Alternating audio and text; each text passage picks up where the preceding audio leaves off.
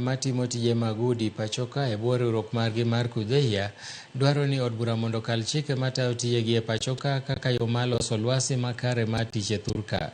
Kane gilose boma ma Nakuru kawuono, giwacho ni osara yudo ma en kind 5,000 ka 6,000 dwe ka dwe ok romre gi tich matek ma gitiyo kaachiel gi lwasi matek magitimo e tijegi. Bende giwacho ni sirikal onego rang mana jok mochopo higni 18 kende ma mondo ti tijego, kendo nyithindo monego bed ni dhi e skul odogi e sikul. Ne otelnegi kod jakomgi bade ma Nakuru Gabriel Kimanzi manowacho ni owinjore olosnegi lwasi makare mar tich. Sisi hapa Nakuru tumenyanyaswa na Kenya mzima kwa sababu sisi kama wafanyikazi wa nyumbani hatutambuliki.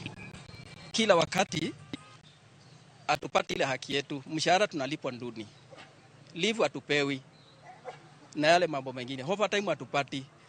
Unapata mama mwenye anafanya kwa nyumba, sasa ile amepata mimba, akienda leave arudi hiyo kazi anafukuzwa. Hiyo kazi yake ina replacewa na mtu mwingine. So tafadhali naomba hapo mtu angalilie. Pia unakuta baba mwenye anafanya kazi mahali popote kama mimi sipewi hiyo paternity leave. Juu nikiomba nikipewa mimi naenda nikiendaga sirudi hiyo kazi. Naomba tu muangalie maslahi ya domestic workers Kenya mzima. Hapa Nakuru zaidi hatuna mshahara.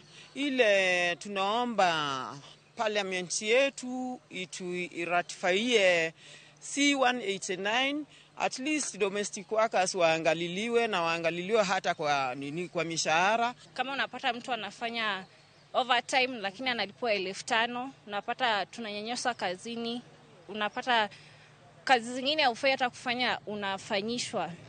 Na tungeomba tu mzee kusaidia mwenye tutaweza kupitia hizo changamoto kuzirekebisha.